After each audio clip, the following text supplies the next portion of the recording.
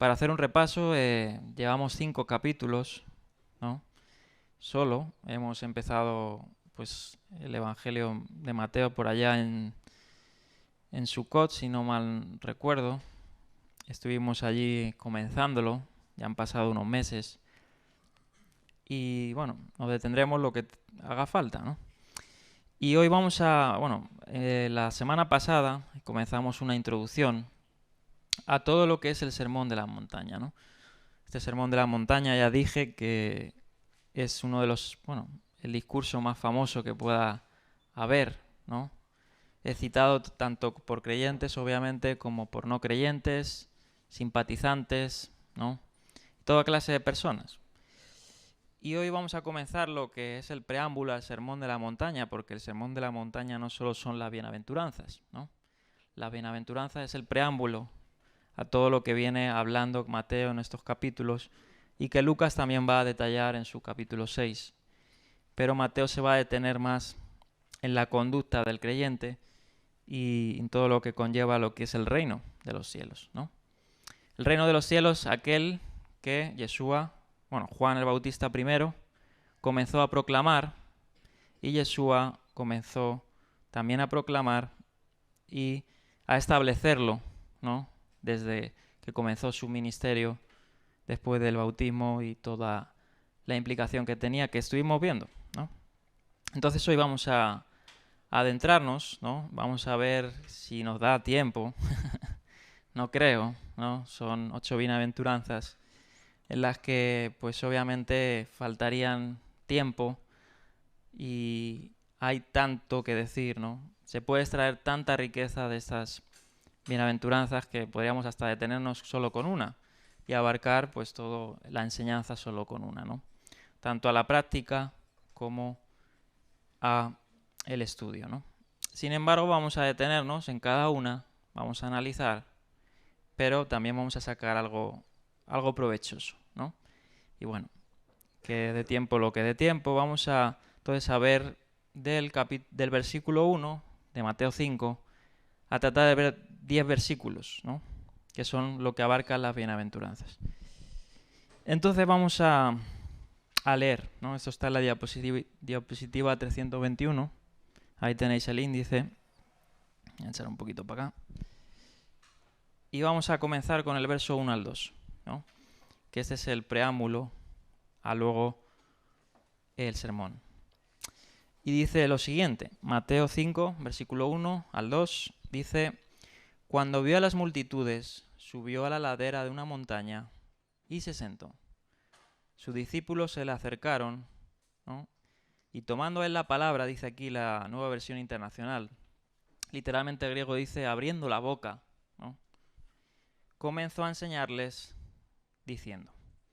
Bien, entonces recordamos lo anterior, Jesús, ¿no? Yeshua, predicando el Evangelio del Reino en Galilea, por toda Galilea, su fama se extendió, por toda Galilea, incluso por Judea y hasta Siria, dice Mateo, y por todas las regiones, ¿no?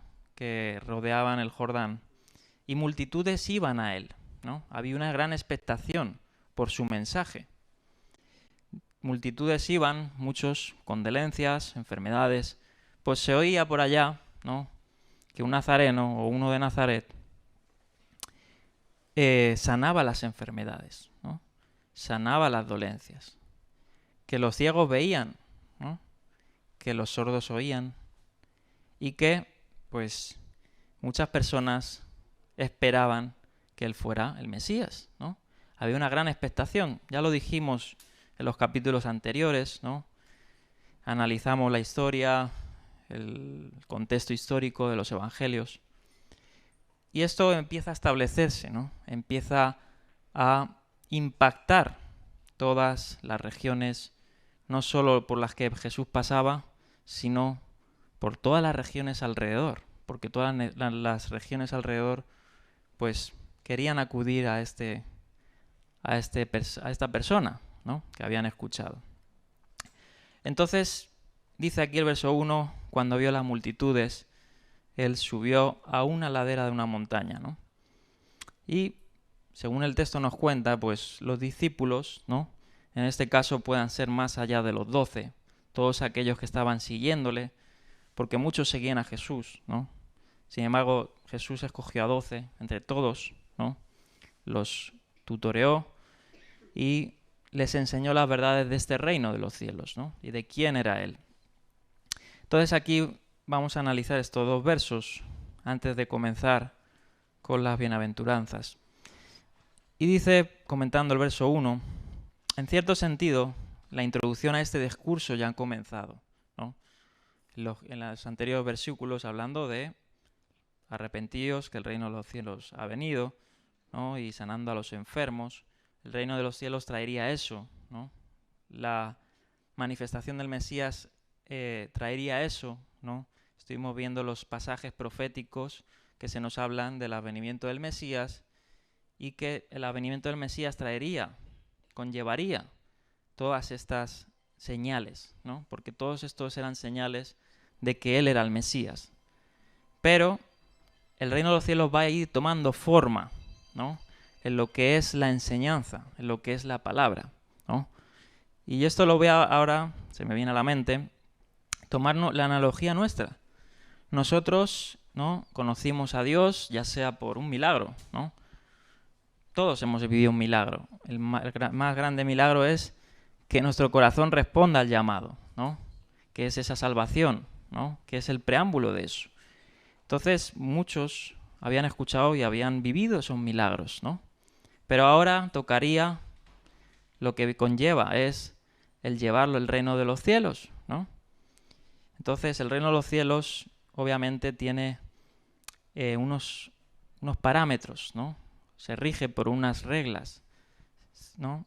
Obviamente la gracia y la misericordia son su fundamento, pero pues está detallado, ¿no? Entonces Jesús había comenzado, ¿no?, a predicar sobre este reino y ahora se apartaría a una montaña, o a una ladera, ¿no?, a una llanura. Ya dije que el discurso del monte posiblemente no sea solo un sermón, ¿no? Hayan sido varios que los evangelios recopilaron, ¿no? De hecho, pues, estuvimos viendo un poquito sobre esto.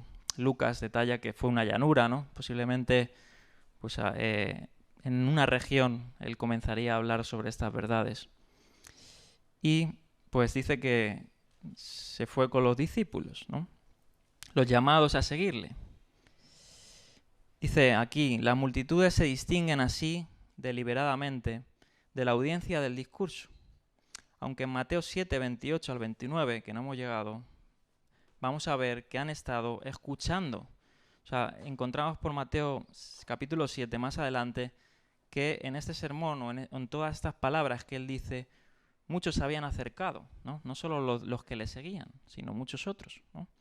Entonces esas figuras que muchas veces se tienen, o imágenes, ¿no?, de Jesús sentado en una roca, en una montaña, y alrededor muchas multitudes, fue consecuencia de todo el sermón que le estaba dando, ¿no?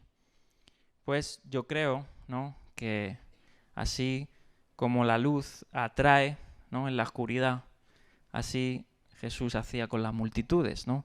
Muchos en su corazón seguramente, llamados por el Espíritu de Dios, ¿no?, por ese calor, como decían los de Emaús, no ardía nuestro corazón cuando Él hablaba las palabras. Así muchos posiblemente se sintieran atraídos por la luz, ¿no? Entonces encontramos que en Mateo 7 muchos más se unen y esa imagen que aparece como las multitudes alrededor posiblemente se cumplió, ¿no? Se cumplió.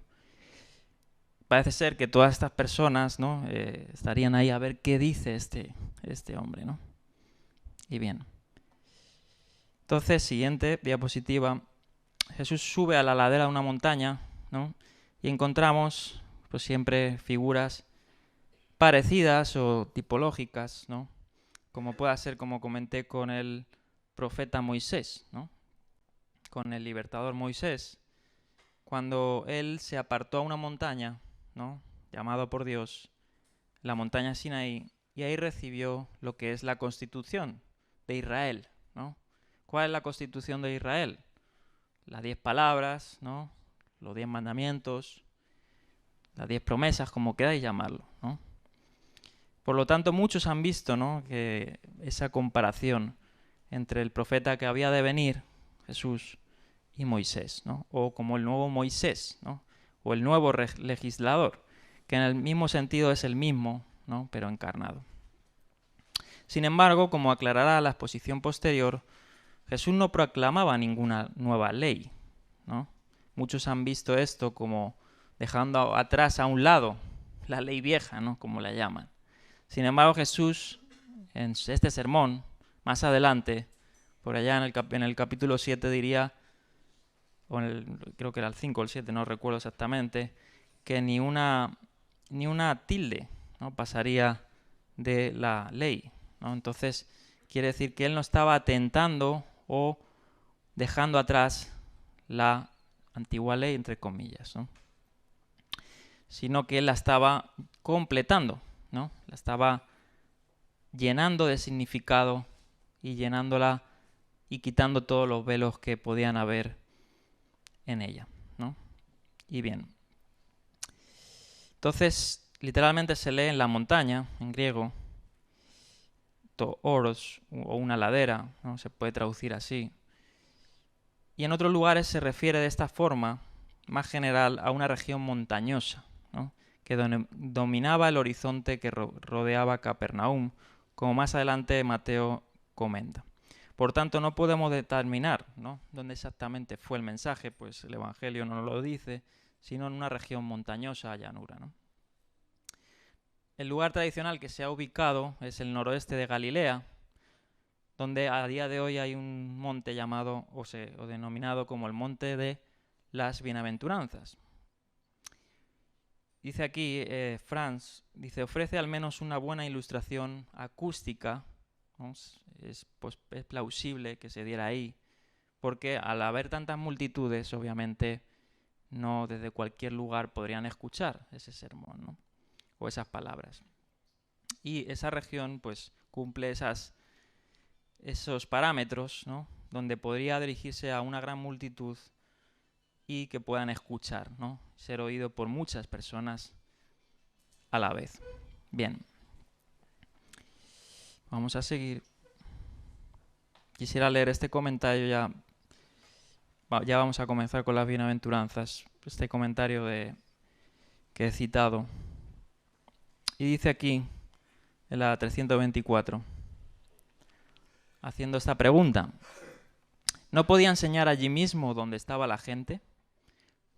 Subió a la montaña por dos razones concretas, dice aquí.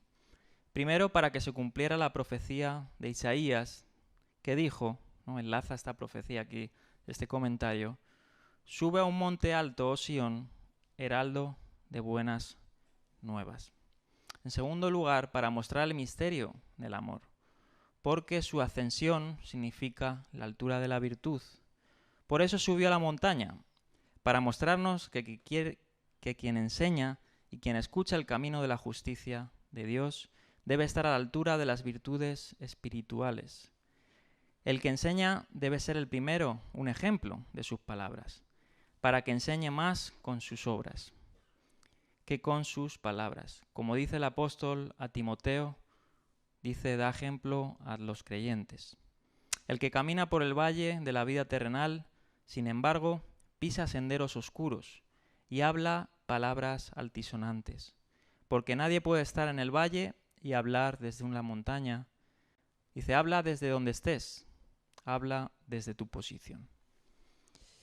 Bien, comentando ahora el verso 2, que habla que a los discípulos se escuchaban.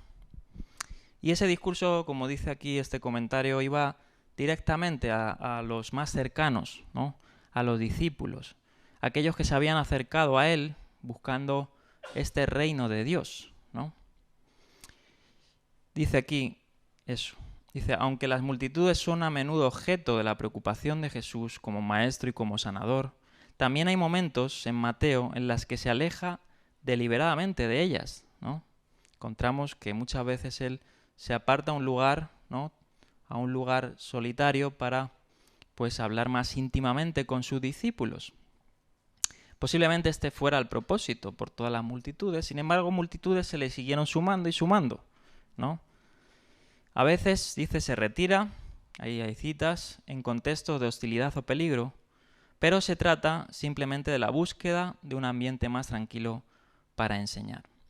La representación de Jesús sentado con los discípulos, reunidos a su alrededor, lo sitúa en el papel de un maestro rabínico, ¿no? Sentado era la postura, se acostumbraba a los maestros, ¿no?, de la Torá a sentarse, y esto quiere decir que el que estaba hablando era una autoridad, ¿no? Así se tomaba en los tiempos del primer siglo, así como tal también en la sinagoga, y los discípulos se quedaban de pie a escuchar, y el maestro se sentaba. Dice aquí que el verbo que se utiliza para enseñar, didaskó, en griego, refuerza esa impresión, mientras que abrió la boca es un modismo familiar del Antiguo Testamento, porque literalmente dice eso, abrió la boca, ¿no?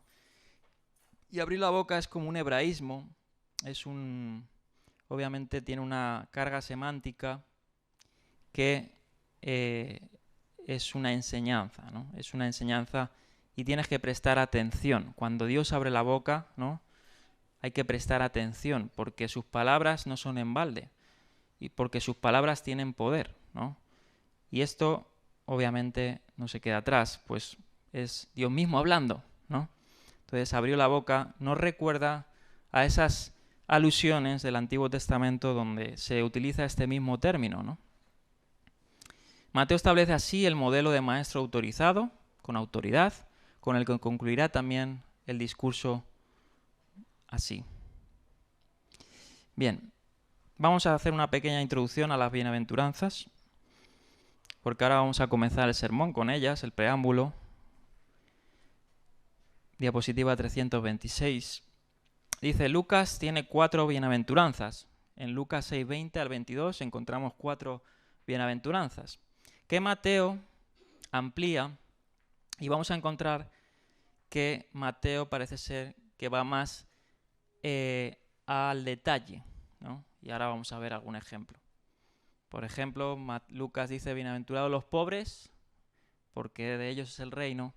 Sin embargo, Mateo va a ampliar a qué significan los pobres, ¿no? Va a decir, bienaventurados los pobres de espíritu, ¿no? Entonces vamos a ver, no es que se están contradiciendo, sino simplemente se tiene en mente un público diferente o situaciones diferentes, ¿no? Pero bueno, vamos ahora a comentar esto. Dice, y van seguidas, por ejemplo, encontramos en Lucas que las bienaventuranzas van seguidas de lo que se conoce como los 4 ayes o los ayes de Dios, ¿no? Esto lo estudiamos en Isaías, ¿no? Cuando dice, ay de ti, ¿no? O ay, y lo encontramos también en las palabras de Jesús, no solo en las bienaventuranzas, ¿no? Se lo dice a los fariseos, se lo dice a ciudades incrédulas, ay de ti, Corazín y Betsaida, ay de vosotros, escribas y fariseos. Estos ayes son lamentos, ¿no? Son antitipos de las bienaventuranzas. Y encontramos que en Lucas, en estas bienaventuranzas, que se dan 4, Mateo da 8, van seguidas de estos ayes, ¿no? De aquellos que no responden al reino de los cielos o al reino de Dios, como lo detalla en Lucas. Las 4 bienaventuranzas de Lucas están en segunda persona, mientras que Mateo tiene 8 en tercera persona. No es fácil considerarlas simplemente variantes de un mismo original. Es más probable que Jesús utilizara el enfoque de las bienaventuranzas en más de una ocasión. Es significativo que este sermón comience con bienaventuranzas y no con imperativos. Jesús seguirá exigiendo mucho a sus seguidores, y lo vamos a ver cuando acaben estas bienaventuranzas, pero estas exigencias deben entenderse, obviamente, en un contexto de gracia. No podemos perder de mente que todos estos requerimientos que se dan en el sermón tiene que hallarse en el contexto de la gracia de Dios, ¿no? Porque si no sería imposible lograrlos con nuestras fuerzas, ¿no? Porque si vamos a ver al sermón y lo leemos entero, es muy directo, ¿no? Es muy, muy, muy directo. Y en todos los que estamos aquí hemos fallado en este sermón o en estas indicaciones. Entonces, si no hallamos en el sermón el contexto de gracia, misericordia, sería imposible cumplirlo, ¿no? Bien. Vamos ahora a analizar un poquito porque vamos a encontrar esta palabra, bienaventurados, ¿no? Lo que se conoce como las beatitudes, lo que se conoce como las bienaventuranzas, ¿no? Y se utiliza en todos esos 8 versículos que comienza con la palabra griega Makarios, ¿no? Y voy a comentar este aporte de R.T. France a esta palabra, que obviamente tiene su paralelo con el Tanaj hebreo, pues obviamente se hablaba en un contexto judío, ¿no? Pero vamos a encontrar y vamos a analizar esta palabra. Los macarismos, entre comillas, ¿no?, que son bienaventuranzas, son esencialmente elogios o felicitaciones, declaraciones en el sentido de que una persona se encuentra en una buena situación, a veces incluso expresiones de envidia. El equivalente hebreo de Macarios es Asre o Asrei, ¿no? Vamos a encontrar esto en el Salmo 1 y muchos otros textos.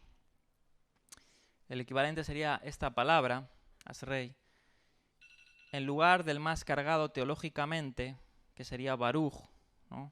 Otra palabra que podamos encontrar con el parecido, que sería bendecido por Dios. El término griego para bendecido por Dios es eulogetos, no Macarios. El sentido de felicitación y elogio quizás se transmita mejor con feliz. Algunas versiones ponen felices, ¿no? Pero este término tiene en general una connotación demasiado psicológica, dice France. Dice, Macarios no afirma que una persona se sienta feliz. Por ejemplo, y toma el ejemplo de una bienaventuranza postrera, que vamos a leer, cuando dice felices los que lloran, ¿no? O que traducen algunos felices los que lloran. Que, según France, es una traducción especialmente inadecuada si la palabra se entiende así, sino que se encuentra en una situación feliz que otras personas también debería desear compartir. Afortunado se acerca más al sentido, pero tiene connotaciones inapropiadas a nuestro español de suerte, ¿no? Bien. Seguimos. La próxima. Felicidades a transmitiría gran parte del impacto de un macarismo, pero quizás suene demasiado coloquial. Dice aquí, el modelo australiano, good, en inglés, perdóneme mi pronunciación, aquí hay una maestra de inglés, good on year, es quizá el que más se acerque al sentido, pero no se comunicaría en el resto del mundo anglófono. Dice, mi traducción favorita de Macarios es la traducción tradicional galesa de las bienaventuranzas, no sé cómo se pronuncia eso, que literalmente dice blanco es su mundo, es un modismo evocador para aquellos quienes todo es bueno. Las bienaventuranzas son descripciones y elogios de la vida buena, de la vida en él. Dice France. Y bueno, aquí está un poco las traducciones. Feliz, bendito, cómo se ha traducido esta palabra en el Nuevo Testamento. No sé si se alcance a ver la próxima diapositiva, pero bueno, para el que la está viendo en su casa lo puede ver un poquito mejor. Bien, vamos entonces a seguir. Las bienaventuranzas que tienen por objeto al ser humano se pueden dividir en dos clases.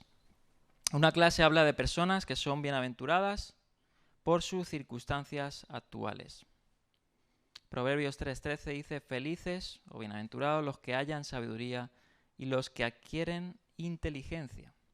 Y el Salmo 32:1 dice, felices aquellos cuyas transgresiones son perdonadas, cuyo pecado es cubierto.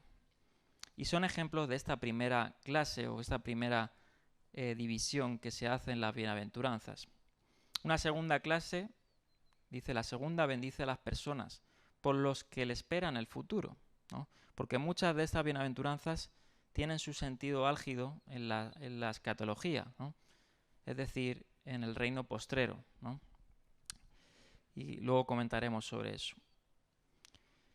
Dice aquí: dichosos los que se afligieron por todas sus aflicciones, las de Jerusalén, porque se alegrarán por ti y al ver todas tus glorias y se regocijarán para siempre. Estos son textos, podemos llamarlo diferentes, ¿no? Apócrifos. Primera de Enoc 58.2, donde también se cita de esta manera, en esta esperanza o en esta bendición que se alcanzará en el mundo venidero, ¿no? En la Jerusalén, cuando nuestros cuerpos sean redimidos. Dichosos vosotros justos y elegidos, porque gloriosa es vuestra porción, ¿no? Son el segundo tipo, como se utilizaban, ¿no? Estas bienaventuranzas. La bienaventuranza de Mateo, dice aquí, pertenecen a esta última categoría, es decir, en su punto más álgido o esplendor en, obviamente, reino venidero. En Mateo 5, de 3 al 12, Jesús bendice a los creyentes por lo que les espera. Esto explica los tiempos futuros. Cuando dice, por ejemplo, bienaventurados los que lloran, porque serán consolados, ¿no?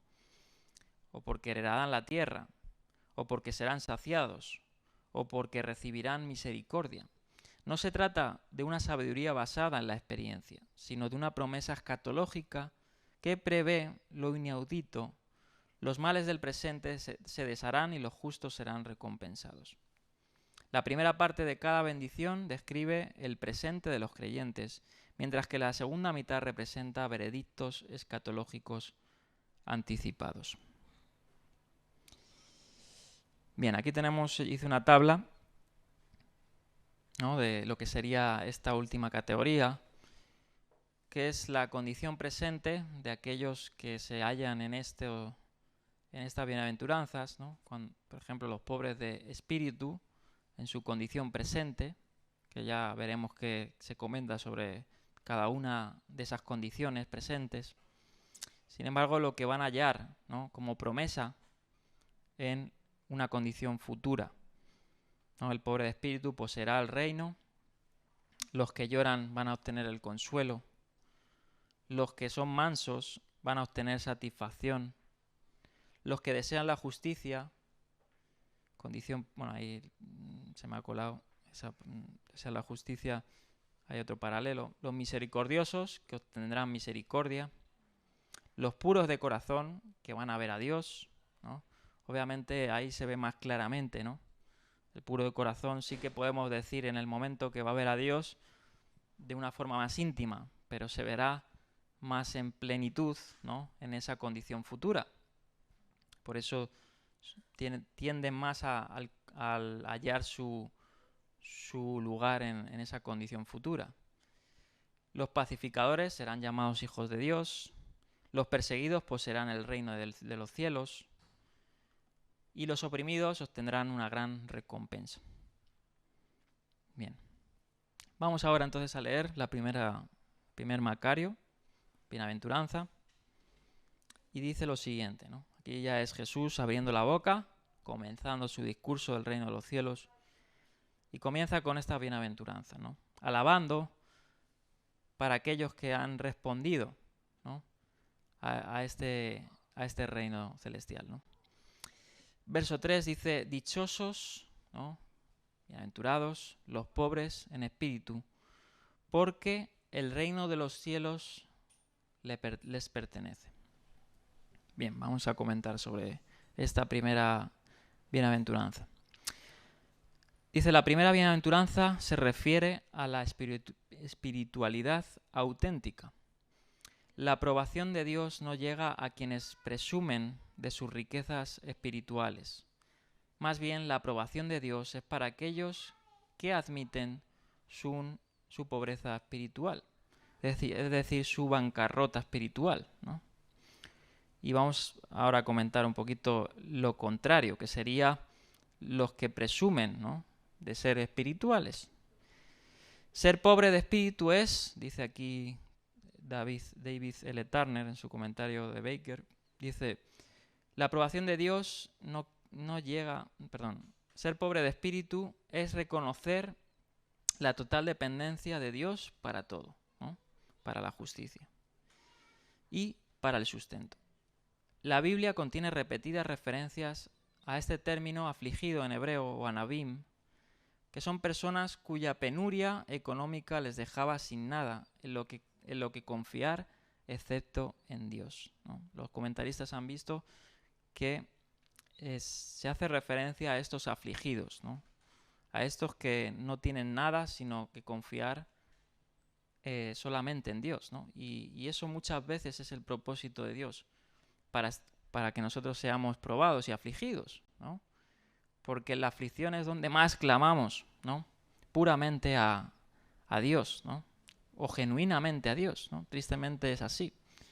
A nadie le gustan las aflicciones, a nadie le gustan los padecimientos, pero en ellas se ve realmente la dependencia que tenemos, ¿no? De Él. Dice, su angustia se debía a problemas como la muerte en la familia, la discapacidad física, la edad avanzada, la derrota militar, la injusticia social y la condición de extranjero. Pero la pobreza espiritual debe ser reconocida por todos, no solo porque tienen circunstancias adversas. La prosperidad material no debe apagar nuestra sensibilidad ante nuestra pobreza espiritual. Los judíos de la época de Jesús llamaban a este tipo de personas los Haaretz, que son el pueblo de la tierra, llamados despectivamente, para aquellos que eran pobres, para aquellos que no tenían pues, una condición espiritual muy fuerte o que no se veían muy fuertemente versados, ¿no? Y es que hay que tener en cuenta que el siglo I no era igual que a día de hoy. Hoy en día existe el Internet, nadie tiene ninguna excusa de no poder leer la Biblia, ¿no? Hoy tenemos toda la facilidad del mundo, sin embargo ni lo hacemos, ¿no? Ni leemos la Biblia, ni la estudiamos. Los que tenían ese privilegio, que eran pues estos religiosos, ¿no? Muchas veces miraban despectivamente o sobre el hombro a personas que no hacían esto o que no podían hacer esto, ¿no? Por eso Jesús, sus discursos más fuertes, que vamos a ver incluso en el sermón, va a ser contra ellos, porque ni pasaban ni dejaban pasar y no eran lo que debían ser guías, ¿no? Y no tropiezos. Y estaban haciendo un tropiezo para estos pobres, ¿no? que tenían que, obviamente, también recibir, ¿no? la palabra. Encontramos algunos de estos pobres, ¿no? de estos anabim, pues descritos en los evangelios, ¿no? donde Jesús va a ellos, ¿no? Ellos reconocen su pecado, reconocen su maldad, reconocen su dependencia de Dios, su bancarrota espiritual, y estos son ensalzados, ¿no? ¿Qué dice Pablo? Que dice que aquel que se ensalza, que es ser humillado, y aquel que se humilla será ensalzado, ¿no? Todos bienaventurados aquellos que tienen esa condición, ¿no? Una condición dependiente de Dios y no en sus fuerzas o en su sabiduría, ¿no? Por eso Pablo también a los Corintios dice que en este siglo él ha ensalzado a los humildes y ha derribado toda sabiduría humana y pues por tanto debemos de reconocer, ¿no? nuestra pobreza, ¿no? Porque cuando somos pobres y dependemos de Él, entonces Él nos ensalza, Él nos promete, ¿no? nos da esta riqueza, como dice aquí, que el reino de los cielos los pertenece. Bien.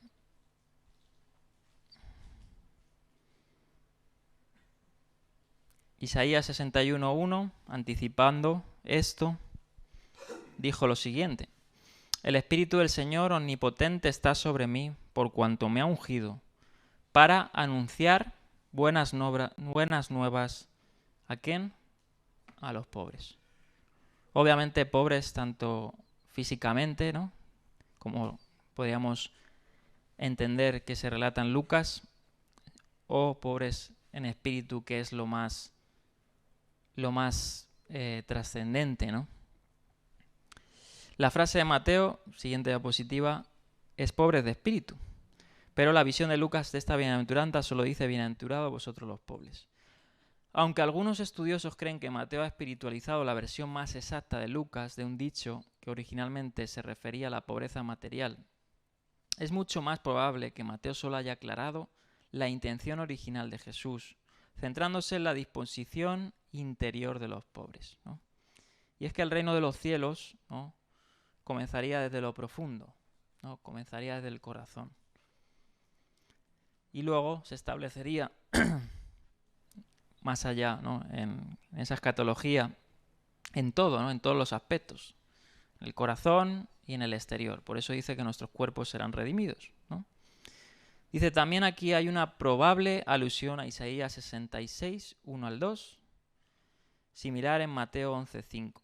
El equivalente hebreo de la frase pobre de espíritu ya se utilizaba este término, ¿no?, en los tiempos del Mesías, donde se halló los textos de Qumran, algo similar, dice Craig Evans aquí, cuyos miembros hacían votos de pobreza en dependencia de Dios. Hacían un voto, esos sectarios de Qumran, ¿no?, los esenios o aquellos que habitaban en las cuevas de Qumran, ellos hacían un voto admitiendo su pobreza espiritual y su total dependencia a Dios para obtener justicia y para obtener sustento. Para otros textos que destacan esta disposición interna por encima de condiciones externas, dice ver lo que sería puro de corazón en Mateo 5:8, que vamos a verlo más tarde, y manso y humilde de corazón en Mateo 11:29, que van ligados, ¿no?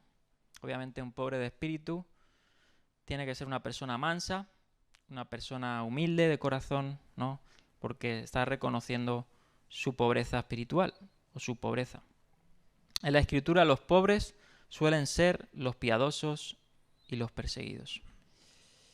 Bien, dice el profeta Isaías una vez más en el capítulo 57, verso 15, porque lo dice el excelso y sublime, el que vive para siempre, cuyo nombre es santo. Dice: yo habito en un lugar santo y sublime. Obviamente Él habita en lo más excelso, en los cielos, pero dice que también Él habita con el contrito y humilde de espíritu, para reanimar el espíritu de los humildes.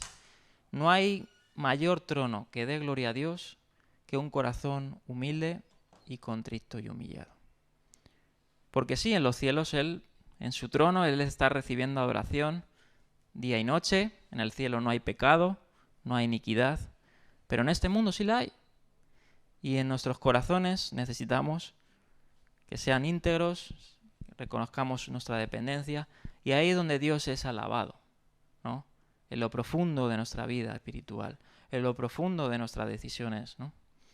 Y es esa bancarrota espiritual, el rendirnos a Dios, ¿no?, el entregarlo todo, actitud, sentimientos, todo, ¿no? Y bueno, vamos a seguir. Lo contrario, 336, lo contrario de los pobres en espíritu, podríamos decir que son los hombres violentos, ¿no? Dice Evans, que intentan tomar el reino de los cielos por la fuerza, como luego más tarde comenta el mismo Evangelio. Hombres que no se humillan y se hacen como niños. También puede ser personas que no pueden desprenderse de sus riquezas, como el joven rico.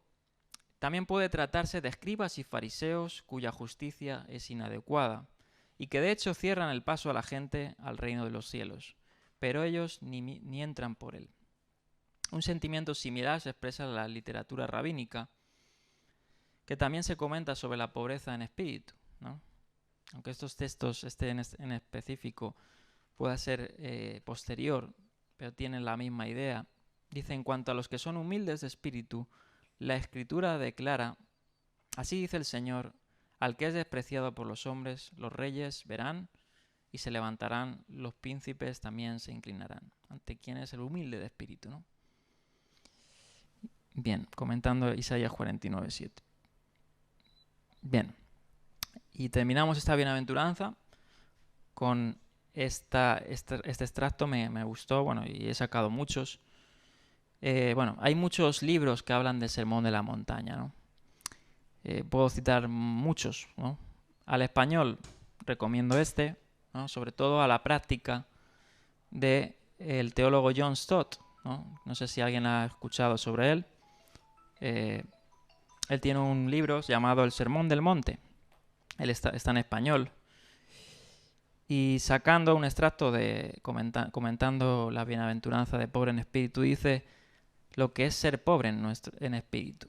Y cito: el ser pobre en espíritu es reconocer nuestra pobreza espiritual. Como he dicho, nuestra bancarrota espiritual delante de Dios, porque somos pecadores que estamos bajo la santa ira de Dios. Y no merecemos nada más que el juicio de Dios. No tenemos nada que ofrecer, nada que abogar, nada con lo cual comprar el favor celestial. Tal como soy en aflicción, expuesto a muerte y perdición, buscando vida y perdón, bendito Cristo, heme aquí, dice el himno. Este es el idioma del pobre en espíritu. No nos corresponde otro lugar excepto aquel hallado del publicano de la parábola de Jesús, que clamaba sin alzar los ojos diciendo: Dios, sé propicio a mí, pues soy pecador. Como escribió Juan Calvino, solo quien se ha reducido a sí mismo a nada y descansa en la gracia de Dios es pobre en espíritu. Fin de la cita. Bueno, vamos a pasar a la próxima. Dichosos, dice aquí, verso 4, los que lloran porque serán consolados. Próximo Macario.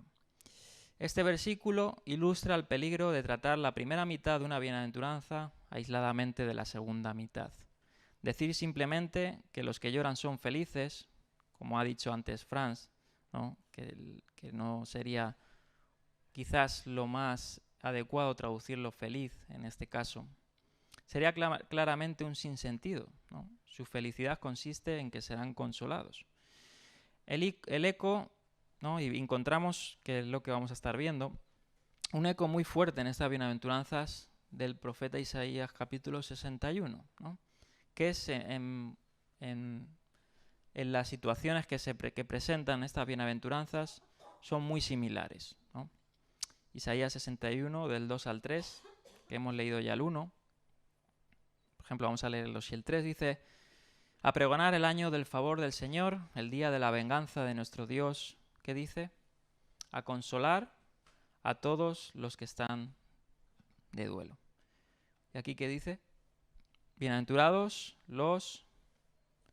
o dichosos los que lloran, porque van a ser consolados. La consolación llegará, ¿no? Obviamente en el día postrero, en el reino de los cielos, establecido en la tierra, cuando no haya llanto ni dolor, dice el profeta Isaías, cuando no haya muerte, ¿no? Pero a día de hoy también puede llegar, ¿no? Obviamente, ¿cuántos no han llorado? ¿Cuántos no se han lamentado, ¿no? En este mundo por diversas cuestiones, ¿no? Por maldad, por injusticia, por una pérdida, ¿no? El Señor ha prometido que nos va a consolar, ¿no?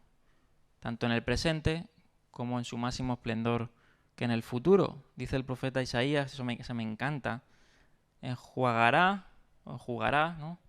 Dios toda lágrima, ¿no? O sea, tus lágrimas van a ser todas, cada una de ellas tipológicamente recogidas, ¿no? Y cada una de esas tristezas van a ser consoladas, ¿no? Y eso me da mucho ánimo, sobre todo por aquellos que han sido muy afectados, ¿no? Porque hay gente que tiene vidas duras, ¿no? Las hay gente. Nosotros vivimos en el siglo XXI, en un contexto occidental, en un contexto del primer mundo, podamos decir, pero ¿y de aquellos que están siendo perseguidos en China? ¿no? Por el Evangelio. Oíd a aquellos que están en África sin tener ese pan asegurado, ¿no? Entonces aquellos que sufren en este mundo, y dice más, más explícitamente por su causa, esa consolación va a ser mayor en ese reino, ¿no? En ese reino futuro. Gracias, Andrés. Bueno, Isaías 61, de 2 al 3, pasa a contrastar sus cenizas con una guirnalda, ¿no? Es decir, su estado malo, ¿no? Su luto y ceniza con una guirnalda, con una fiesta, ¿no? Con una promesa. Y el óleo de la alegría, el manto de la alabanza, en lugar del espíritu desfallecido.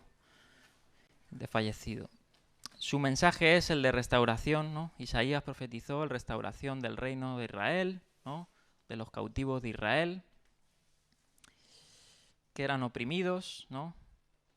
Y es curioso que uno de los nombres, ahora lo vamos a comentar, para el Mesías en la literatura rabínica posterior, es el nombre de Menahem, ¿no? Menahem es aquel que consuela.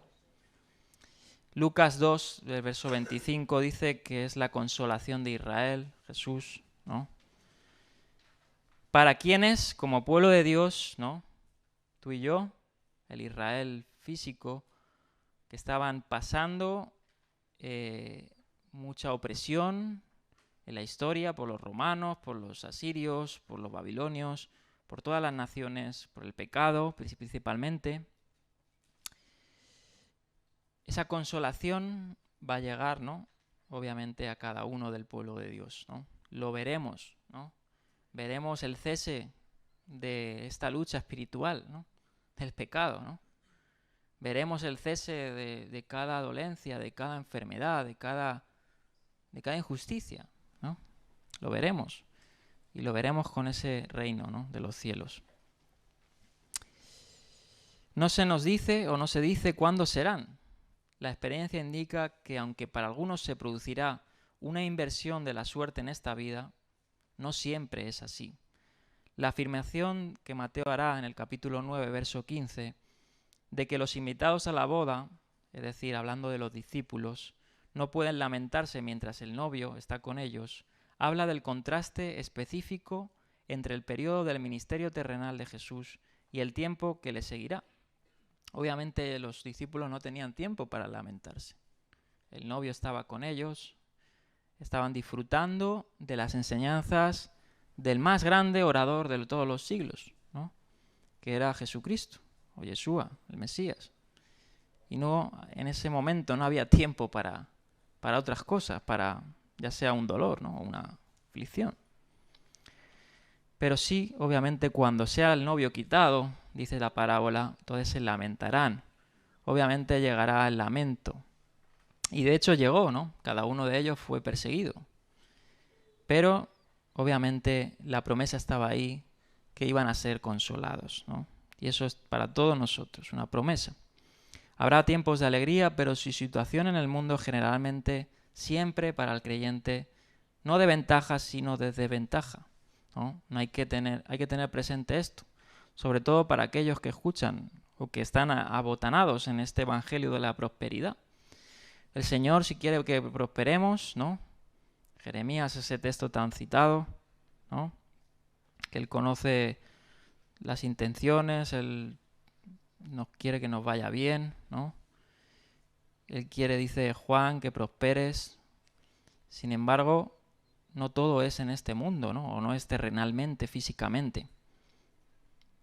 Entonces, generalmente los creyentes estamos en desventaja, ¿no? Estamos siendo puestos a prueba todo el tiempo, dice también la Escritura. Seguimos. Esta segunda bienaventuranza está la promesa esta, ¿no? La escatológica, que seremos consolados, ¿no? El luto y el consuelo se combinan en la Escritura. Multitud de versos hemos leído y he citado alguno, ¿no? Isaías. El pasaje más importante es, que ya lo hemos leído, Isaías 61:2, pero también Jeremías 31:13 habla sobre esto, que dice: entonces los jóvenes se regocijarán en la danza y los viejos se alegrarán. Convertiré su luto en alegría y los consolaré y les daré alegría por el dolor, ¿no? En contraste con el dolor. Este versículo forma parte de un conjunto más amplio que Jeremías da en su capítulo 31 sobre promesas, ¿no? de aflicciones, que hablan obviamente en su sentido soteriológico, ¿no? En la redención, en una restauración y una renovación de la alianza de Israel. La asociación del consuelo con el periodo escatológico puede explicar la tradición rabínica que he citado, ¿no? Que tenían esa expectativa, ¿no? De hallar consuelo, ¿no? De hallar consuelo en los tiempos postreros cuando venga el Mesías, ¿no? Por ahí vemos algunos textos, Lamentaciones, Rabá, Talmud en Berajot, ¿no? Que hablan de este Menahem, de este consolador, ¿no? Que lo aluden obviamente al Mesías. ¿Y quién es el que trae consuelo, no? Pues el Mesías, obviamente, por ello lo sabían. Isaías 40 también habla de que Dios va a consolar a su pueblo.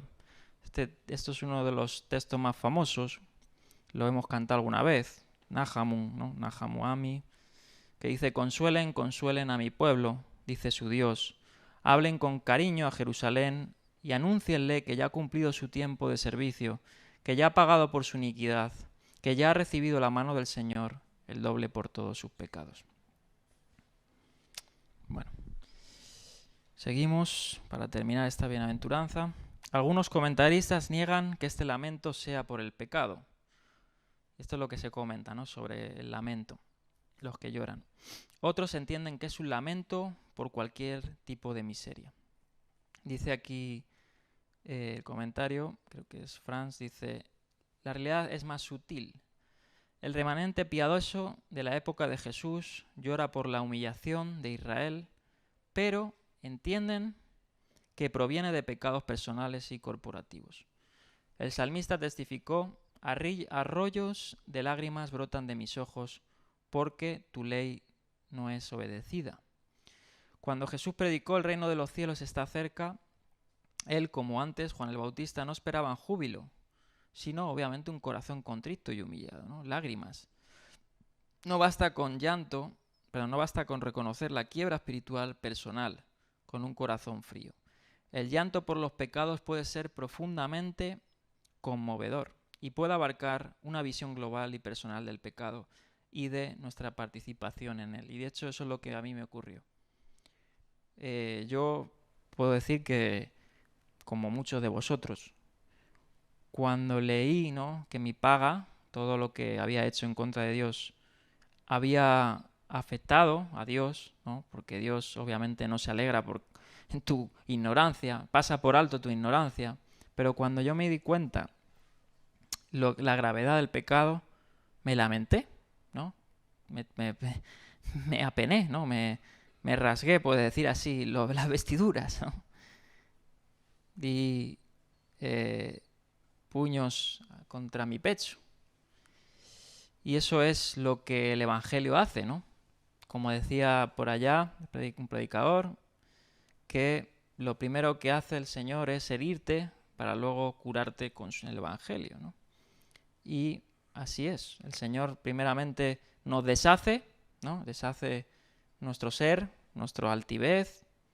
Obviamente también deshace el velo que hay en nuestros ojos, porque si no, no podríamos responder ante el llamado, ante la visión, ¿no?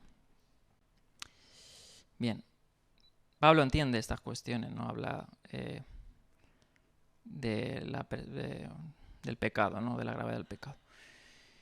Bien, vamos a terminar con esta cita de Wesley. Dice: él habla y al escuchar su voz, nueva vida reciben los muertos. Los corazones afligidos y rotos se regocijan, los humildes pobres creen. Amén. Vale, vamos a seguir por la próxima. Verso 5.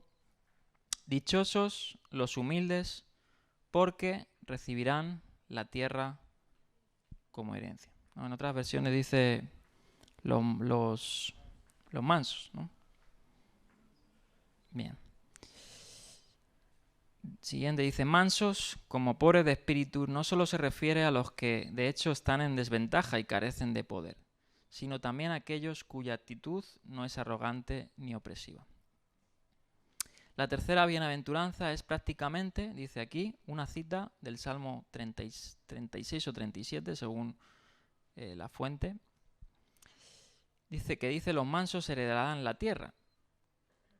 Y la palabra que subyace es, otra vez, el término que hemos citado, afligidos, los anabim, que es la misma palabra que podríamos decir que aparece en Isaías 61:1, que tradujeron allí como pobre, ¿no? De ahí que tengamos aquí aproximadamente el mismo pensamiento que en la primera bienaventuranza, cuando hablaba a los pobres de espíritu. El término en sí mismo puede entenderse adecuadamente de sus relaciones con otras personas, ¿no? Obviamente. Son aquellos que no se hacen notar, pero manso, al igual que pobre, se utiliza, para traducir otra vez esta palabra, nabim, en los Salmos, donde se hace más hincapié en su relación con Dios, ¿no? Son los anabim quienes, según el Salmo 37:11, heredarán la tierra, cuando los malvados que los han oprimido hayan sido eliminados, ¿no? En el contexto, obviamente, la tierra era la tierra de Israel, ¿no? Encontramos que era la tierra prometida, las fronteras dadas al pueblo, pero escatológicamente, obviamente, es la tierra celestial, la patria celestial, ¿no? No sé si alguno ha leído El progreso del peregrino. En esa historia de Juan Bunyan, tan famosa, creo que es el segundo libro más vendido después de la Biblia, cristiano, ahí se habla del viajero, ¿no? Del que está buscando, o su meta es ir al reino celestial, ¿no? Y ocurren todo tipo de pruebas, dificultades, ¿no? Y ese es el objetivo de todo creyente, ¿no? La herencia de la tierra prometida, que es sino no la física, sino la patria celestial, ¿no? Dice que en el Salmo 37:11 obviamente están siendo oprimidos, están siendo eliminados los malvados por el pecado, ¿no? Y por mandato de Dios a David y a sus siervos. Se le describe además en el Salmo 37, del verso 7 al 9, como los que esperan en el Eterno, en lugar de inquietarse y maquinar para corregir sus propios males. Salmo 37, literalmente 11, dice, pero los mansos heredarán la tierra y se deleitarán con abundante paz. Y hay otros salmos que también comenta esto. Entonces encontramos esta promesa. Los de Qumran, como siempre, se trataban de dar el cumplimiento en ellos, ¿no? Y ellos se veían a sí mismos como los que cumplirían esto, ¿no? Como los que vendría el cumplimiento en ellos. Bien. Dicha opresión, la próxima diapositiva, también está implícita en Mateo, porque obviamente recoge las pruebas, ¿no? Los mansos son aquellos que obviamente son probados en la aflicción, ¿no? ¿Cómo vas a probar tu humildad, tu mansedumbre, si no es con problemas, ¿no? Y ahí es donde se prueba el carácter del cristiano, del creyente. Dice, por lo que es probable que Agner, que es un comentario que he citado mucho, Donald Alfred Agner, esté en lo cierto al afirmar que esta bienaventuranza no habla de quienes son humildes, en sentidos abstractos, sino de quienes han sido humillados, es decir, doblegados por la injusticia de los impíos. Han sido probados. La auténtica mansedumbre es una humildad, dice aquí, sin pretensiones, que descansa en la gracia divina y renuncia al esfuerzo propio para aliviar la propia opresión y conseguir los propios deseos. Jesús modela perfectamente esta humildad, ¿no? Como siempre, él fue ejemplo en todo, ¿no? Él fue probado al extremo, ¿no? Incluso en su muerte, Y él, obviamente, todas estas bienaventuranzas, todos estos bienaventurados, los encarnizó, ¿no? Fue el hombre más dependiente de Dios, ¿no? Puede decir así, tipológicamente. Fue el hombre más humillado, más manso, ¿no? Así también fue Moisés, dice que fue el hombre más manso sobre toda la tierra. Jesús fue más allá aún, obviamente. Una vez más Jesús va a contracorriente, dice, y esto me encanta porque, y lo vamos a ver en algunas más bienaventuranzas, las enseñanzas de Jesús obviamente traían innovación teológica, ¿no? Eso no se puede negar. El que lo niegue es que no lo ha examinado a profundidad de lo que se creía, ¿no? Y obviamente no solo en la teología, sino también en la cultura, ¿no? Hoy en día, ¿no? Las naciones luchan, vemos el conflicto de Rusia con Ucrania. Rusia, el motivo, ¿no? Tampoco son muy entendidos en las acciones bélicas, pero creo que es obvio, ¿no? Rusia lo que quiere es ganar ese territorio, ¿no? Ganar esa posición, recuperar ciudades que a lo mejor tenía la Unión Soviética o alguna cosa, ¿no? Y las naciones que quieren ganar eso, quieren ganar territorio, ganar poder, ¿no? Pero el reino de los cielos no es así. El reino de los cielos, los que heredan la tierra, son aquellos que se humillan, ¿no? Es totalmente la contracorriente de lo que quieren las naciones, ¿no? Los romanos que querían, en los tiempos de Cristo, conquistar y subyugar a todas las naciones, los griegos, ¿no? Sin embargo, el reino de los cielos no de esta forma. El reino de los cielos, podríamos decir, es conquistado, ¿no? Entre comillas, por aquellos que son totalmente diferentes. Eso es lo que hace el carácter de Jesús, que choque en contra de todos, de los religiosos, de los políticos, ¿no? Y de toda persona. Entonces va a contracorriente de esta cultura y experiencias humanas al afirmar que los mansos, no los que poseen riquezas, armamento o estatus, heredarán esta tierra, ¿no? Bien. Seguimos, y aquí voy a citar a Martyn Lloyd-Jones en otro libro que tiene sobre el Sermón del Monte.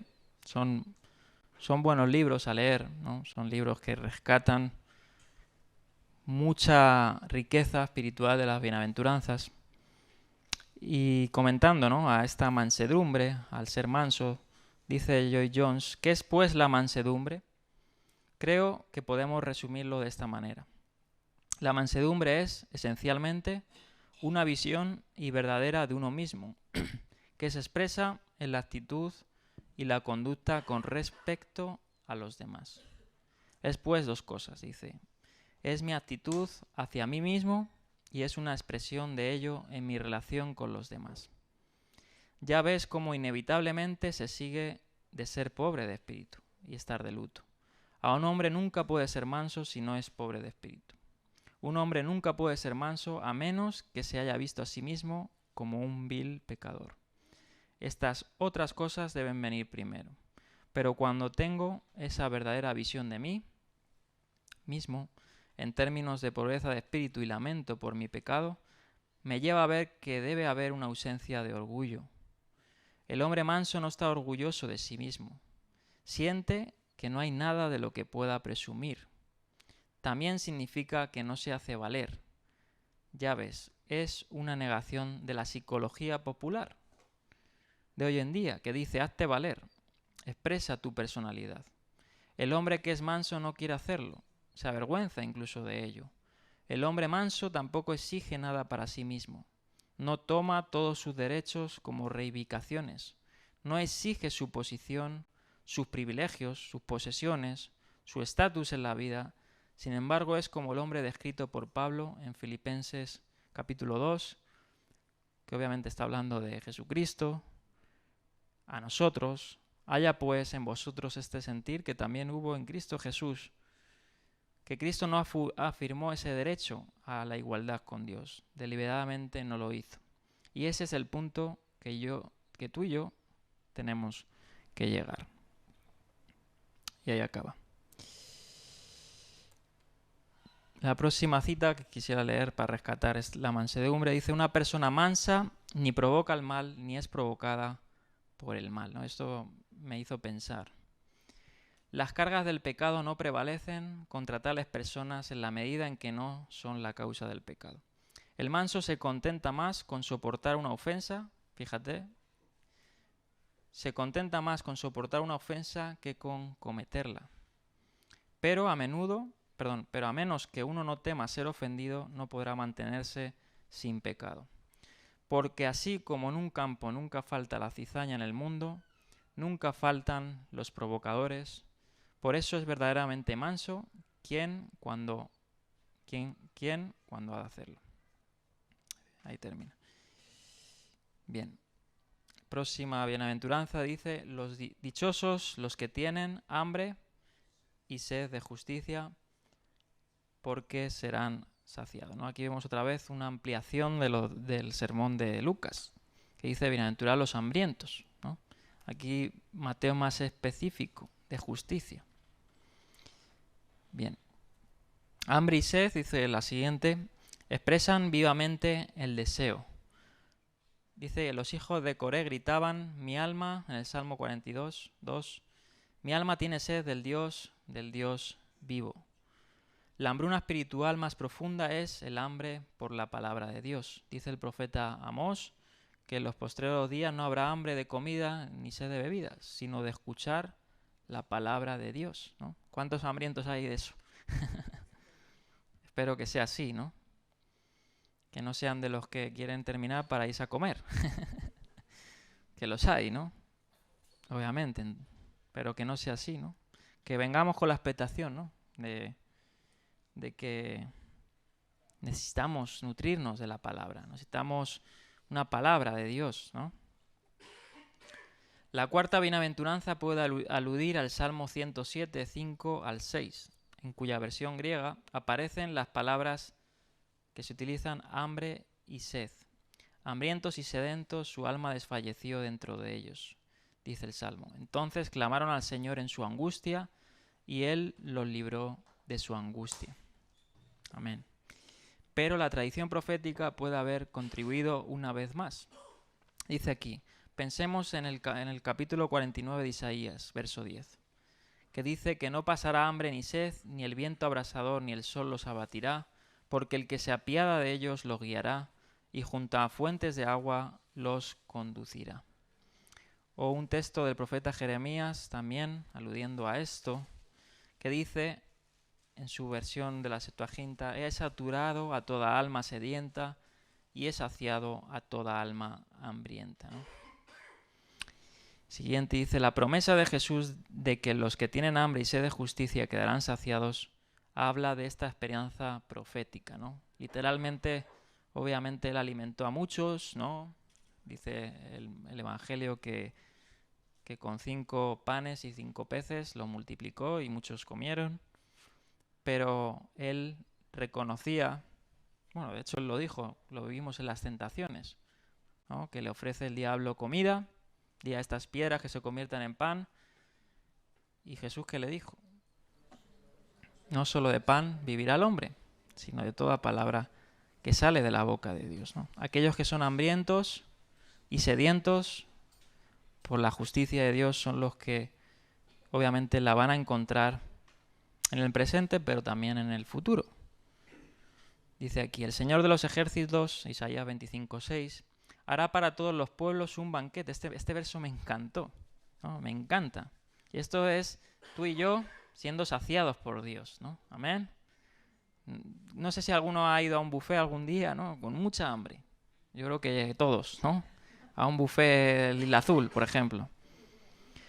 He ido con mucha hambre y dice, uff, yo me voy a comer todo el buffet, ¿no?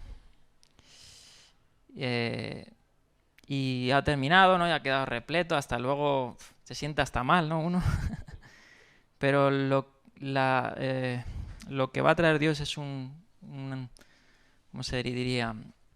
Un saciamiento, por decir así, no sé si es la palabra apropiada, pleno, ¿no? Pleno. Eso va a traer Dios y esta promesa me encanta. Dice, el Señor de los ejércitos hará para todos los pueblos un banquete de ricos manjares. un banquete de vinos bien añejos, de ricos manjares llenos de tuétano, de vinos bien añejos claros. Isaías 25 que diga. También se habla más de este saciamiento que traerá el Señor en su venida. Y este es un pasaje que contribuye a este tema del banquete mesiánico en la era venidera, y a la luz del cual debe entenderse la parábola, dice aquí este comentario, del gran banquete, ¿no? Donde Jesús describe un banquete de bodas, ¿no? En Lucas 14, verso 15. Bien.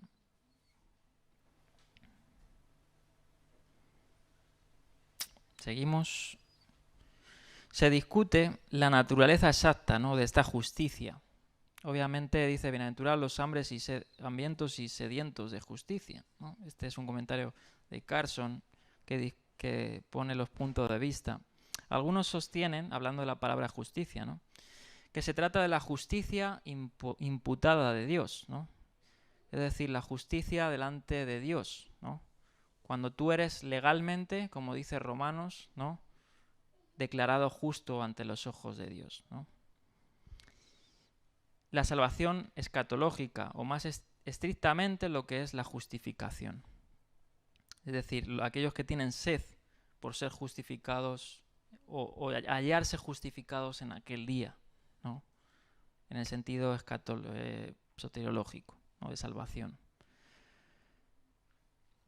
Esto es ciertamente plausible, ya que el contexto inmediato suscita esperanzas en la acción escatológica de Dios. Y el hambre sugiere que la justicia que satisface se dará como un don.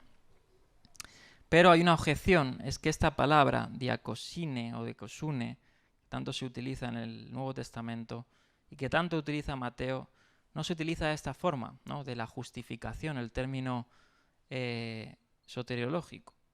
Así que es mejor tomar esta justicia como simultáneamente justicia personal, ¿no? Es decir, hay dos tipos de justicias. La justicia que es delante de Dios, que, bueno, personalmente creo que es imputada por Dios, ¿no?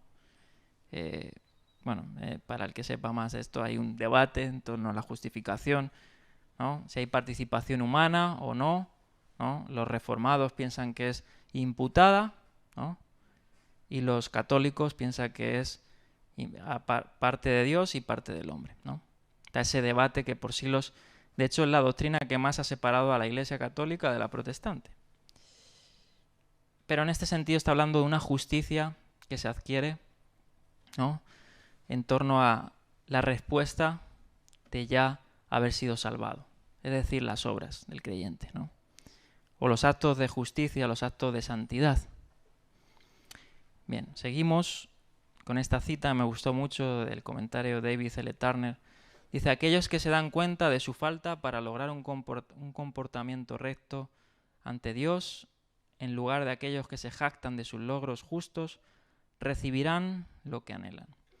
Los que se arrepienten en vista de la proximidad del reino, anhelan no solo la rectitud personal, obviamente, sino también que la vida recta impregne toda la vida y toda la sociedad, ¿no? ¿Cuántos no quieren ver eso?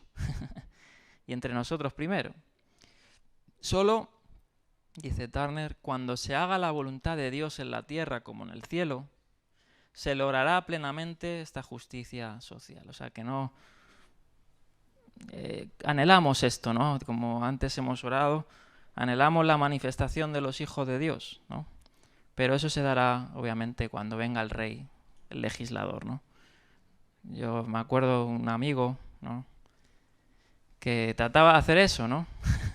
Trataba de imponer a los demás esa justicia social o la Torá a fuerzas, ¿no? Y quería que todos pensaran como él. Pero es que, amigo, esto no va a llegar en su máximo esplendor hasta ese día, ¿no? Quiera el Eterno que sí sea así entre nosotros, pero pues siempre habrá diferentes vicisitudes, ¿no? Bien, vamos a seguir, son las 1:52. Vamos a seguir con esta, a ver si alcanzamos terminar esta. Dice, dichosos los compasivos, porque serán tratados con compasión. O en otras versiones dice, bienaventurados los misericordiosos, porque hallarán misericordia, ¿no? Recíproco. Este versículo inicia la segunda serie de bienaventuranzas que describen el modelo de aprobación divina en relación con las personas, ¿no? Que dice el Semá, amarás a tu Dios, ¿no? Y amarás a tu prójimo. Esas son las dos premisas, ¿no?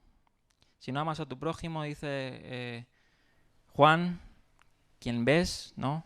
¿Cómo vas a amar a Dios quien no ves? Si no muestras misericordia para tu prójimo, ¿cómo Dios va a mostrar misericordia para contigo? Primero se afirma que la aprobación de Dios llega a quienes se relacionan con los demás con misericordia, que incluye piedad más acción. Aquí parece probable una alusión al lenguaje de Proverbios 14:21, que dice el Salomón en los Proverbios: es un pecado despreciar al prójimo. Dichoso el que se compadece de los pobres, ¿no? Primero se afirma, ya lo he leído, la importancia crucial del tema de la misericordia para el discípulo aparece repetidamente modelada en la vida y las enseñanzas de Jesús, ¿no? Nos faltaría tiempo para nombrar ellas, pero lo vamos a ver. Mateo hace mucho hincapié en la compasión del Señor, que dice: al ver las multitudes tuvo compasión, ¿no? Y unas personas se acercaron a Jesús: Señor, sana a esta persona, dice, y tuvo compasión de ellos y los sanó, ¿no? Y muchas otras. Sin embargo, no muestra compasión para aquellos que no muestran compasión. Y eso lo hallamos también en este Evangelio, y en específicamente de los religiosos, ¿no? Vamos a leer, por ejemplo, una cita así para recordar. Mateo, por ejemplo, 9:13 dice: pero vayan y aprendan, bueno, mejor este no, porque se recogió ya la conclusión. Fíjate lo que dice, son palabras duras a este tipo de personas, ¿no? Fariseos, hipócritas, ¿no? Otros no eran hipócritas, otros sí. Mateo 12:7 dice: si ustedes supieran qué significa esto, y está citando el profeta Oseas, verso 6, capítulo 6, verso 6. Lo que pido de ustedes es misericordia y no sacrificios. Dice: no condenarían a los que no son culpables. Fíjate lo que dice aquí, ¿no? Y Miqueas 6:8 también habla sobre esto. Entonces Jesús muestra misericordia, ¿no?, para aquellos que la necesitan, pero no muestra misericordia para aquellos que no la dan, ¿no? Misericordia, o que deben darla misericordia. Los que han experimentado la misericordia de Dios obviamente la van a mostrar a los demás, ¿no? No se puede no mostrar los frutos del Espíritu si es que el Espíritu de Dios está en ti, ¿no? Eso es lo que Pablo habla en Gálatas. Y así demostrarán su destino como los que aún recibirán misericordia en el último día. Obviamente, la proximidad de la misericordia a la justicia demuestra que estos rasgos de carácter no se excluyen mutuamente, sino que se complementan. Ahí está. El complemento de la justicia es la misericordia y el complemento de la misericordia es la justicia. No se puede tener separadas, no puedes tener una y despreciar la otra, no puedes, ¿no? Todo va, es un pack, ¿no? Bien, seguimos, vamos a comentar aún algunos sobre esto. Esta bienaventuranza es similar a la que hallan los comentaristas, a la del Salmo 18:25, que por ejemplo en la 9i dice: tú eres fiel con quien es fiel. Sin embargo, otras versiones y muchas otras dice: con el misericordioso te mostrarás misericordioso y recto para con el hombre íntegro. La misericordia abarca tanto el perdón de los culpables como la compasión por los sufrientes y necesitados. El adjetivo misericordioso, que solo aparece una vez más, un adjetivo como dado al hombre, ¿no?, y en este caso a Yeshua, en Hebreos 2:17, que dice así: por eso era preciso que en todo, o sea, hablando de Jesús, se asemejara a sus hermanos, para ser un sumo sacerdote fiel, y que dice, y misericordioso al servicio de Dios, a fin de expiar los pecados del pueblo. Él se mostró misericordioso, ¿no? Bien, se refiere a aquellos cuya tendencia es mostrar misericordia, no a los que tienen un impulso misericordioso ocasional, ¿no? Que su modelo de conducta sea un continuo misericordia quiero, ¿no?, y no sacrificio, como dice Jesús en la otra parte. Tales personas recibirán misericordia, una verdad que observamos a menudo en esta vida. Jesús se refiere seguramente a una verdad escatológica cuando dice recibirán misericordia. Es una advertencia, ojo. Hay personas que demuestran con sus acciones misericordiosas habituales que han respondido al amor de Dios y viven de su gracia. Ellos recibirán misericordia en el último día. El término misericordia, en griego, eleos, que se utiliza, siempre tiene que ver con lo que percibimos de dolor, misericordia y aflicción. Todos ellos resultan, obviamente, consecuencias del pecado. Y charis, se utiliza otra palabra, ¿no? Charis es cuando es hablando la característica ya salvífica, ¿no? O que tiene que ver cuando Dios la derrama, que es gracia, que se traduce como gracia, ¿no? Charis, siempre tiene que ver con el pecado y la culpa misma. La una proyecta alivio, ¿no? Eleos, la otra proyecta perdón. Es decir, una cura sana y ayuda. Sin embargo, la otra, charis, limpia, restaura la posición anterior. El salvo es misericordioso porque primero alcanzó misericordia y se comporta conforme al comportamiento que Dios tuvo para con él. Como dice en otra parte Pablo a los Colosenses, capítulo 3, verso 12, y él dice esto a todos nosotros: vestíos pues como escogidos de Dios, ¿qué dice? Santos, amados, de entrañable misericordia, de benignidad, de humildad, de mansedumbre, todo esto que estamos viendo, ¿no? De paciencia, soportándonos unos a otros y perdonándonos unos a otros si alguno tuviere queja contra otro. De la manera que Cristo, siempre es el modelo, es Cristo, os perdonó, así también hacedlo vosotros. Es decir, el creyente alcanzado por la misericordia, viene a una experiencia de relación y comunión con Dios que incluye, y esto es muy interesante, ese texto, el texto que cita aquí de 2 de Pedro 1:4, que dice que somos participantes de la naturaleza divina. Si tú eres participante de la naturaleza divina, no puedes negar la misericordia.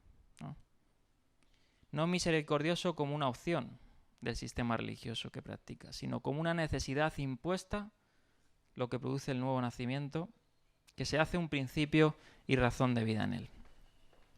Bien, vamos a terminar con estas citas y ya seguimos la próxima semana. Y esta cita de William Shakespeare, en su, podemos decir, novela o poesía, ¿no? Obra poética llamada El mercader de Venecia.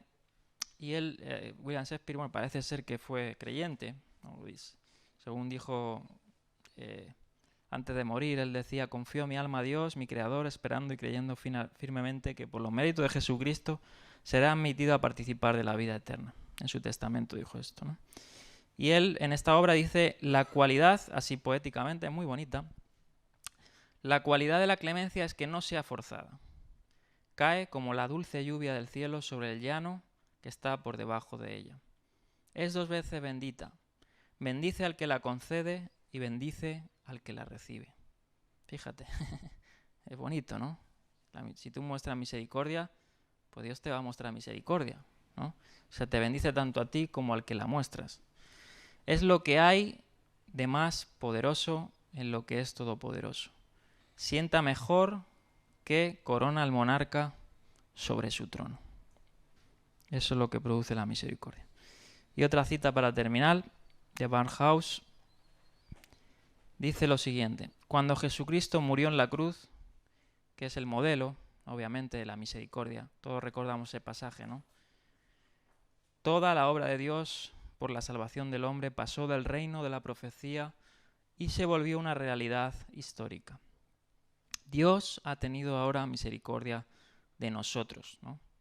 Y aquí pone así un ejemplo, ¿no? Pero obviamente tiene en parte razón. Porque muchas veces decimos: Dios, ten misericordia de mí, ¿no? Pero Él ya la ha tenido y Él la ha provisto en su mayor nivel en el madero, ¿no? Que alguien ore: Dios tenga misericordia de mí, es el equivalente de pedirle que repita su sacrificio. Toda la misericordia que Dios alguna vez tendrá sobre el hombre, ya la tuvo cuando Cristo murió. Esa es la totalidad de la misericordia. No podía haber más. La fuente está ahora abierta, está fluyendo y sigue fluyendo libremente. Entonces, bienaventurados todos estos, ¿no? Los misericordiosos, los mansos, los pobres de espíritu, los que lloran. Porque el Señor ha prometido, ¿no? Todas estas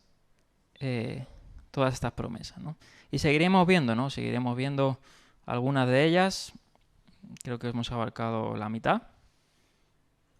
Y seguiremos viendo las siguientes bienaventuranzas, que siempre, obviamente, tiene que ser pues una condición de nosotros, ¿no? Y tienen ese galardón. Bueno, pues vamos a terminar aquí.